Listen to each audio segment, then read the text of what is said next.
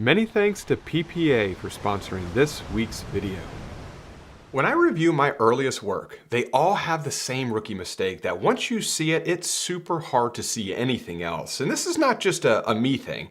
I actually see this mistake quite often in others' work as well. But what's so interesting is that most folks don't even realize they're doing it until it's brought to their attention. And once that happens, they can never unsee it again. And in this video, I'll share with you how you can drastically improve your own photos by avoiding this awful editing mistake. This is an image from my recent workshop in the Highlands, and I edited this photograph the same exact way as I always used to edit images years ago, until I figured out that I was doing the same thing. And I'll give you a second to look at this photograph and just see if you can figure out exactly what this awful editing mistake is. Let me make it a little bit bigger on the screen here so you can just take a second here and just think to yourself if you can see exactly what it is.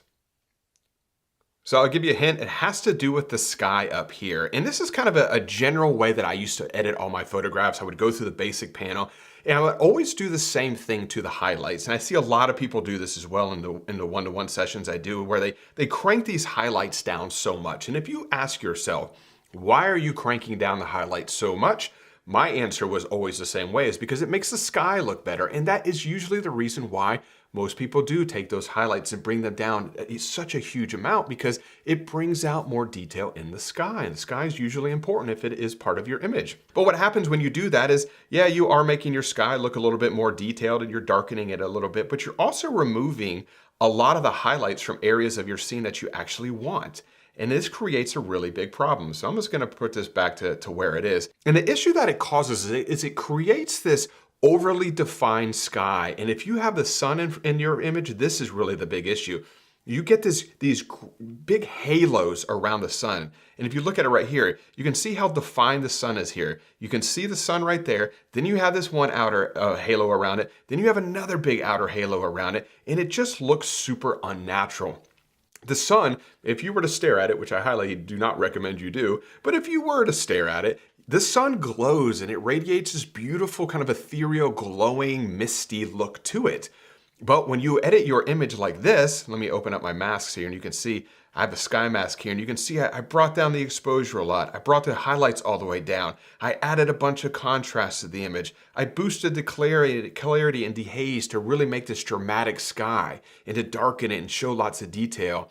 But in reality, a lot of times the sky doesn't look like that. Clouds are not super defined. Clouds are fluffy and float around, but the sun always glows. So in this video, I'm gonna show you exactly how you can, one, edit skies a little bit better, but most importantly, be able to make that sky or make that sun glow and look very realistic and have a much more, in my opinion, beautiful quality to it. So what I'm gonna do is let's go back here to the library module. Let's create a virtual copy because I wanna be able to compare the new sky and the new sun versus the old sky and the old sun, so you can really see the point here. So I'm gonna come up here to the develop module and I'm going to drop this down, just drop down the mask, and I want to delete this sky mask right here.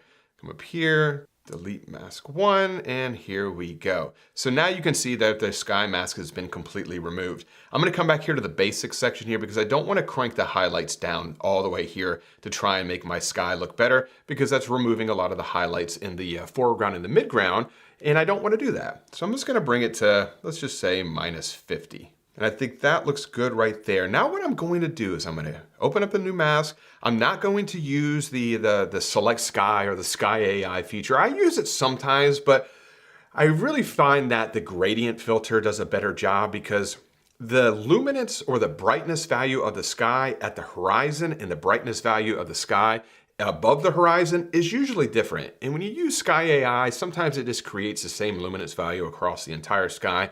And I find that it doesn't always create the most realistic look. So what I'm gonna do here is I'm gonna select linear gradient. I'm gonna bring it over here.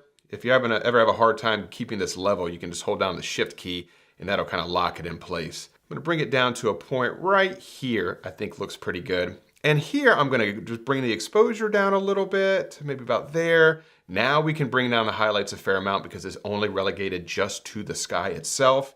And I think that that looks nice to about there. We can bring a little bit of contrast into the sky as well, just to kind of make it pop a little bit.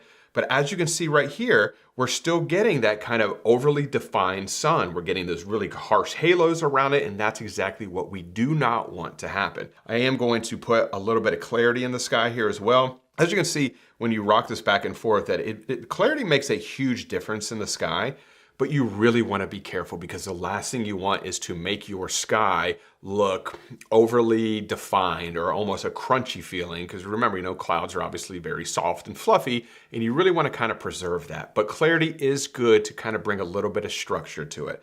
So I'm going to bring this to a pretty low level, maybe about 20, I think looks good right there. And as you can see, we are still getting that halo right through there, and we want to remove that. So what I'm going to do, and this is an amazing trick, if you ever have the sun in any of your photographs, even if the sun actually is not in your image, and say it's just off frame, but all that sunlight is pouring in, you still use this technique, and it just creates such a beautiful look. So I'm going to go ahead and I'm going to hit the plus sign here, and we're going to come over here to radial gradient.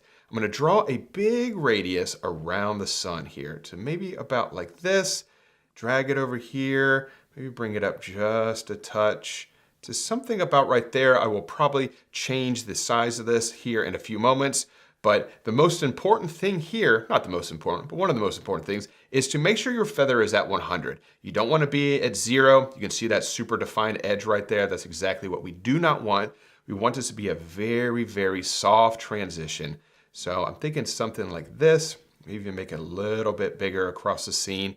Something to about right there, I think looks pretty good. Now, real quick, before I do carry on, I do just want to say a huge thanks to the sponsor of this week's video, which is Professional Photographers of America, or PPA for short. Now, I know I've mentioned this on quite a few occasions over the years, but one of the top reasons why I'm a member of PPA is their straightforward approach to insuring camera gear. They offer up to $15,000 worth of coverage with a $50 deductible for repairs and a $350 deductible for full replacement of equipment loss. This gives me the peace of mind knowing my gear is protected not only from damage, but also theft or any other unforeseen event that may occur. And with a PPA membership, you'll also receive data loss negligence and malpractice protection with PPA's indemnification trust, along with professional development tools designed to help you grow your skills with mentorship programs and even portfolio reviews. So join a community of over 35,000 photographers and check out the link in the description below for additional information on a PPA membership along with a special discount as well.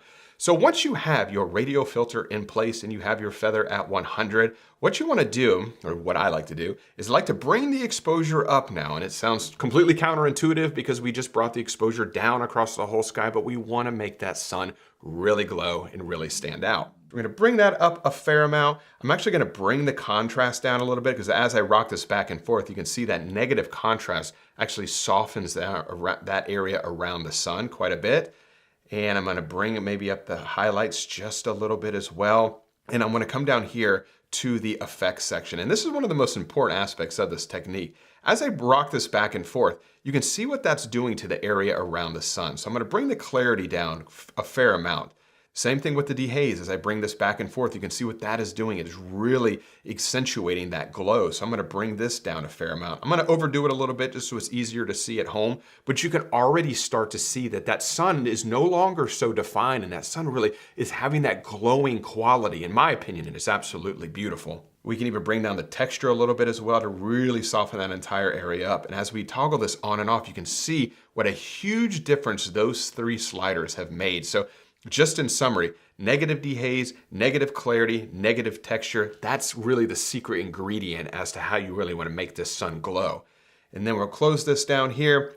If you want, you can soften it even more by playing with the black slider and bringing it back and forth. I'm going to bring it up a little bit to kind of soften that area even more. And now let's come up here and let's toggle that entire sun edit on and off. So this is the way it started before, and this is where we're at right now. So this is before and after, and what a world of difference it has made. I think I'm going to close this area down here. I think I'm going to make it a little bit bigger to really kind of show off this glowing quality to it, because that sunlight kind of raking across this beautiful geothermal hot spring is one of my favorite aspects of this image. But that glow, that beautiful soft light was completely lost in the original version here, which I'll do a comparison here in just a few moments. And if you want to take it a step further, don't be afraid to play around with the temperature as well. Now, you don't want to get anything like that right there, but if you really want to show it off a little bit, you can add a little bit of warmth to it.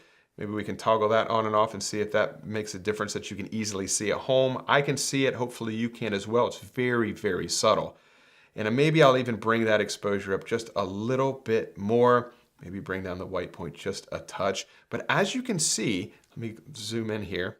You can see you no longer have that defined sun anymore. You no longer have that one outer halo. You no longer have the big outer halo. It all just bleeds together. And if you were, once again, don't recommend it, but if you were to look at the sun, this is more, I should say, this is more an accurate representation of what it would look like. And it adds such a beautiful quality to this photograph. Now, this would be worthless if we don't do a comparison here. So let's compare these two right here. So this on the right is the before, this on the left is the after. And if we zoom in here, you can see the difference here. Yeah, of course, here you can actually see the sun. Here's those outer halos that circle the entire image, and I should say the entire sun. And now look at it. It's completely different. And I think that this right here looks so much better. But what's so important here is that what we did is not just make the sun glow, which I think is super important, but we made the sun glow. We selectively used our highlight slider. We did not remove all the highlights from our photograph. We brought the highlights down to, I think it was -50 across the entire scene. And then we brought our highlights down substantially on the sky itself. So we got very targeted with what we did right there. And from there, we went ahead and only edited the sky by making that sky glow a little bit. We also darkened the sky. We added some contrast to it. But most importantly, we've created that kind of ethereal, soft look to the sun. And I can't stress this enough. This technique is not only reserved for when the sun is directly in your frame, because honestly, I generally try and not shoot into the sun. I usually will try and keep the sun just out of frame, but I want to get all that beautiful light. So even in those scenarios, you can still use this technique where you just drag that radial filter just to the side of the image and then drag it over to really accentuate that nice, beautiful light. But this is a technique, if the sun is anywhere close to my frame, whether it's in the frame or just outside of the frame, I use this technique on every single one of my photographs, and I hope it is something that you found some value in as well. If you have any questions about this technique or anything that we covered in this week's video, please leave those in the comments section below, and I will do my best to get back in touch with you as soon as humanly possible.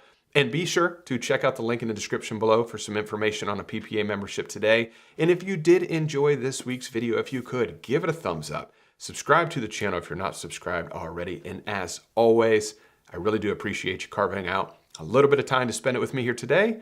And I will see you all next Wednesday. Bye.